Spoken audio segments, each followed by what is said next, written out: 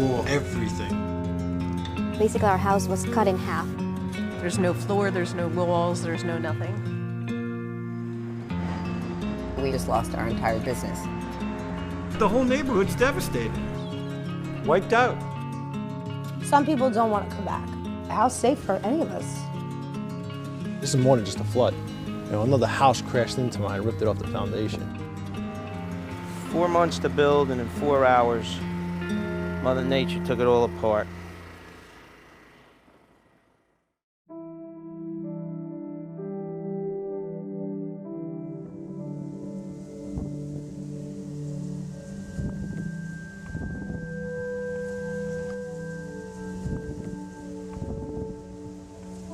This is Kissam Avenue. And if you go down to the end, you see that some of those houses are gone. I mean, they're completely wiped away. They're in the marshland. One guy was on his roof, and he went 2 miles. He's lucky to be alive. I don't know how I'm alive, but I'm alive. This house was built by me. You know, it was a bungalow when I bought it. I built it into what I felt was a mansion. That's my house right there. It's a brand new roof I put on myself.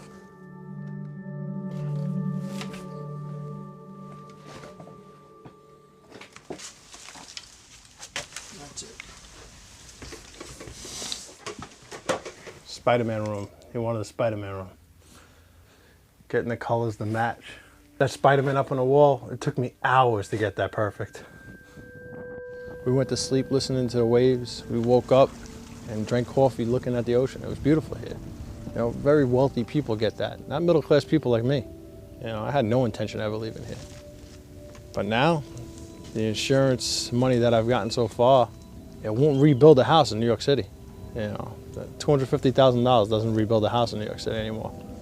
Forget about rebuilding costs. You know, Christmas is coming. I don't see me coming back here. I think the best is to leave.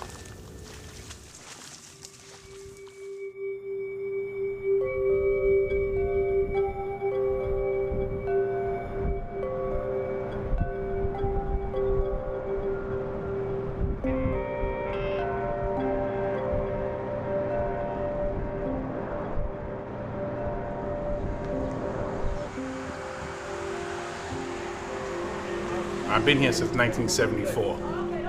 I don't blame you. You gotta take these people all over, John, because it's real out here. Yes, definitely. I'm the first tenant in here. I grew up here. Hey, how you doing? All right. Under here, the water filled up. When the ocean and the bay met, this was the deepest part over here. Water's up to here, up underneath here. See all the cars under here? Was covered. This is the main transformer room. As far as we're gonna go into here, the main transformers and all in here was flooded. So that caused a lot of the problem for why the people don't have electricity. This is a 19-story building right here. The walk up and down here is horrendous. We couldn't really go downstairs because I'm an asthmatic and I'm a diabetic. So for me to keep going up and down, it was hard. And it's still going on. It's not like if everything was back to normal, we running on a generator.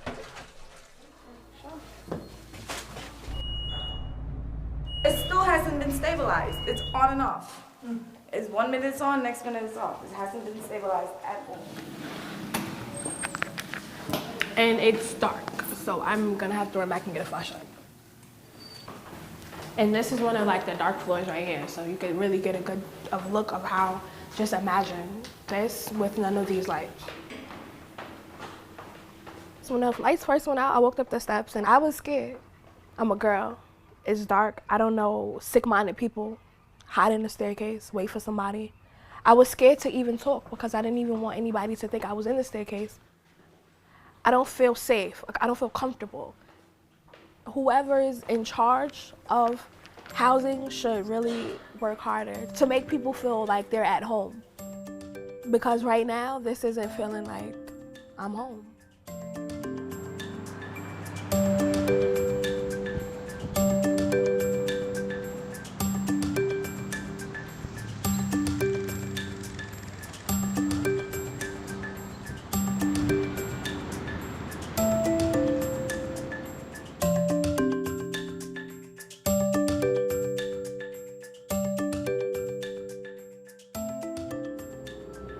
Gonna take a lot of love to get us through this time.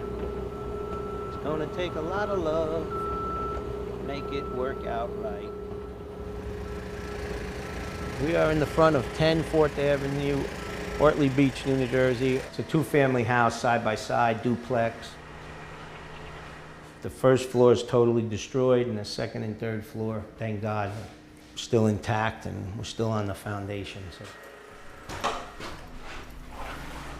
Did you get up every summer morning or winter morning with a beautiful view? You know, a lot of people think that the climate is changing. So if anyone says to you, well, one of the lessons of this storm is people shouldn't be living 100 yards from the beach, you would say? You're nuts. You're nuts. When I see that sunrise every morning, bright, beautiful sun, salt air, beautiful people, love coming all around. We work hard. We come down here to enjoy ourselves, and we do enjoy ourselves, and we will continue to enjoy ourselves. We will be back. This is only temporary. I feel I have no problem rebuilding this by Memorial Day weekend. And if not, we shoot for July 4th.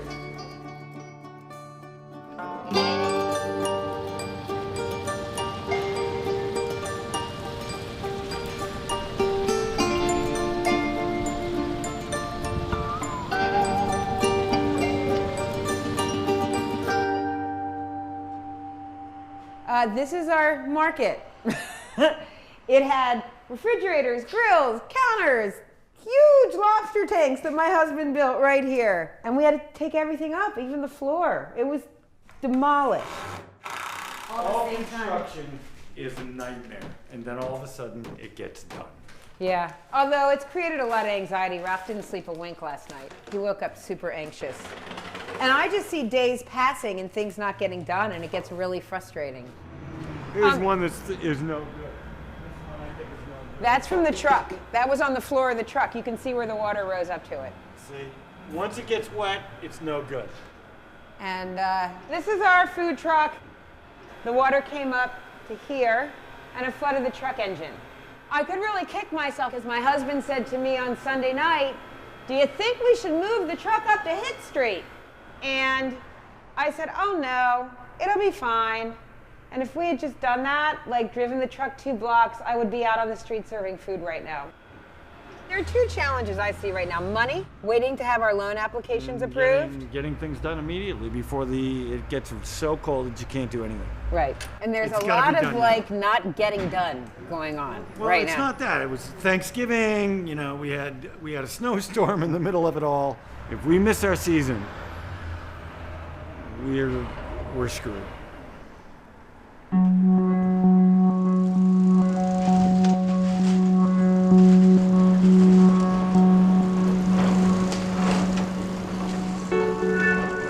You're listening to Morning Edition on WNYC. Governor Cuomo is proposing to spend as much as $400 million to purchase and demolish homes in flood-prone areas.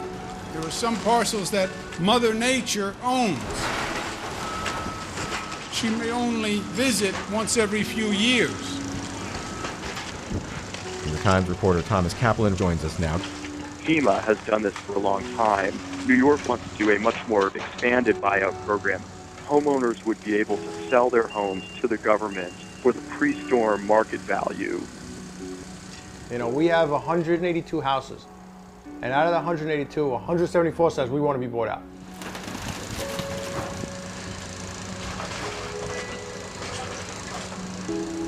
You know, I've been through some things in my life, you know, Iraq, the Trade Center, and I dealt with it. But this is, you know, it doesn't go away. You can't just, you know, hide this one in the back. It's there, you know, and I'm not working right now. I'm at half pay. You know, I come here every day and I check on the house. My wife tells me I shouldn't come back no more. It's not affecting me well.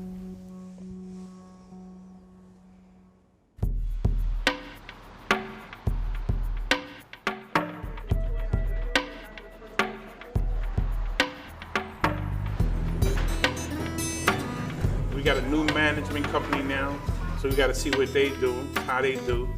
The old management company failed us. I'm living with corroded kitchen cabinets. You know, they peeling, they splintery, they old, roaches.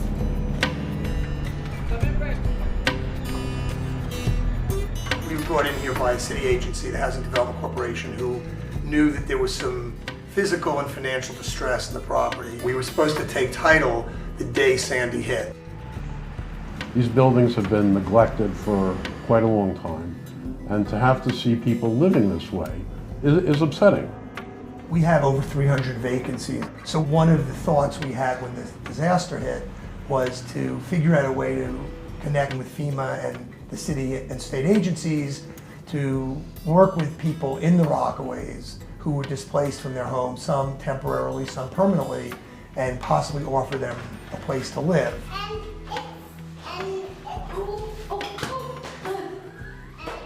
I used to live in Broad Channel with my father.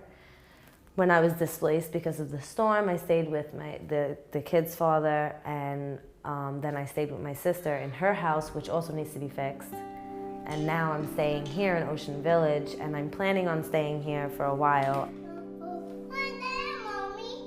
Look at all these pieces. Being here now, I feel so comfortable because, like, honestly, this is gonna be mine. So I'm a little excited about that.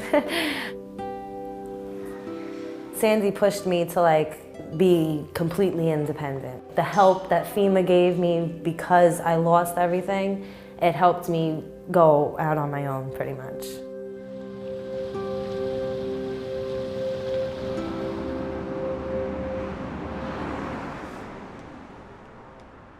This might have almost broken us, but we did it.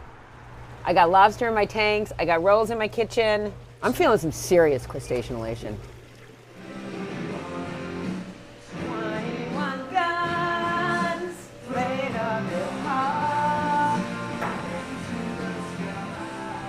It took us 4 months and somewhere between $150,000 and $200,000.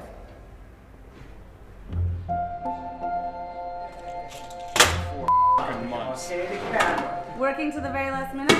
Oh, I'll be here for another month. Just hanging stupid stuff here and there.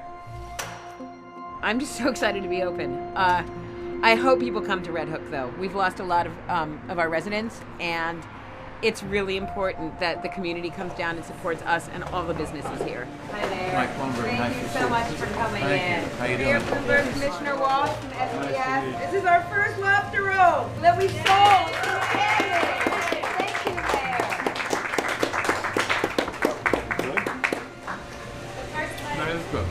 I knew why I was rebuilding, but it was my relationship with my husband and my few employees and the contractors. And when the customers started to come back, I was like, oh yeah, this is why we do this.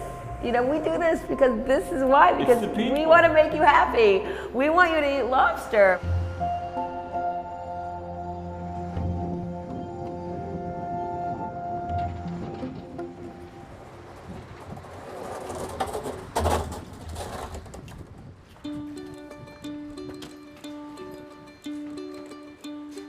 My side is pretty much 99.9% finished, and Pete's next door should take another few weeks, and then we're pretty much complete.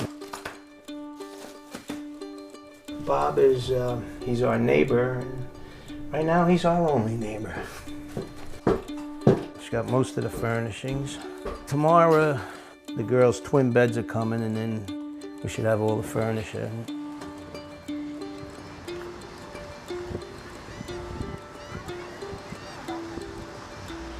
I'm glad to see some people. I mean, it is during the week, you know, tomorrow's 4th of July. Should be a good crowd, but, you know, it's been down. I mean, this parking lot on a normal day last year, you couldn't find a parking spot all the way to Route 35. That's how crowded this was. I mean, it's hard to see. I mean, people want to come down and rent and then see all that rubble and debris, and it's hard this year. So hopefully, by next year, even if it's just leveled off, you know, it's just a plain lot, isn't as bad. You know, it's like we're going back to the 60s when there was a lot of vacant lots around for sale. Slow process. It's big changes, but hopefully maybe this time next year we'll look back and we'll remember, we'll believe, and we'll celebrate.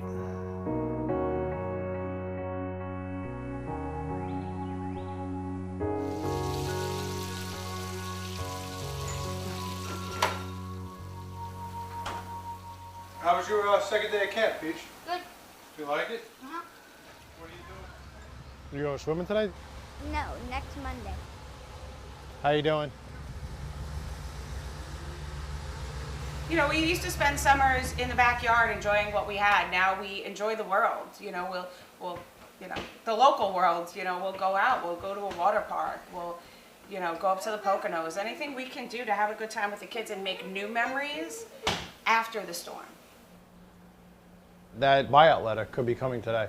A lot of my neighbors got it on Monday and Tuesday, and hopefully it comes today.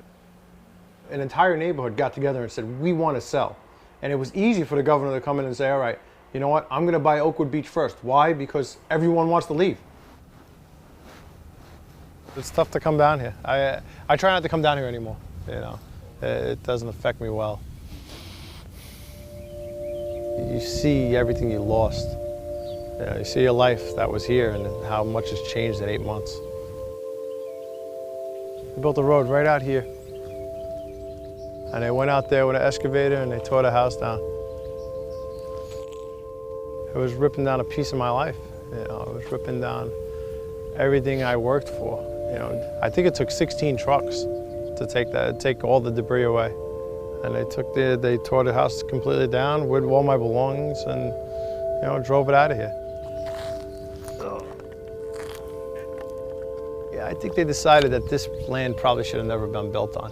That it's too close to the ocean and we need more wetlands here. So they decided that they're going to convert this back to nature. And they're going to buy the houses at fair market value. And we're just pretty much waiting for the appraisals now. I like to say that one day I'll be able to bring my kids over here and, walk them around in a park and let them see where we used to live. I'll never forget where I lived, but hopefully we'll move on and we'll end up in bigger and better.